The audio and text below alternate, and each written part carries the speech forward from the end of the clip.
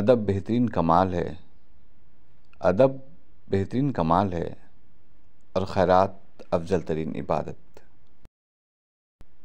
जो चीज़ अपने लिए पसंद करो वो दूसरों के लिए भी पसंद करो।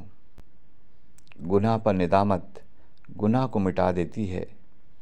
नेकी पर गुरूर नेकी को तबाह कर देता है। मौत को हमेशा याद रखो मगर मौत की आरज़ू कभी ना करो। अगर तवक्कुल सीखना है तो परिंदों से सीखो कि जब शाम को वापस घर जाते हैं तो उनकी चोंच में कल के लिए कोई दाना नहीं होता। सबसे बड़ा गुनाह वो है जो करने वाले की नज़र में छोटा हो।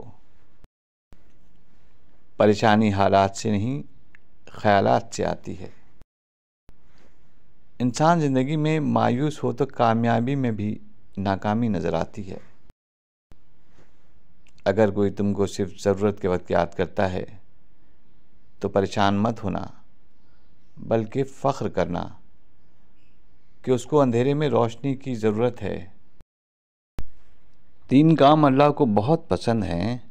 टूटे हुए दिलों को जोड़ना, ना चाहते हुए भी किसी को माफ़ करना और किसी के गुनाह पर पर्दा डालना।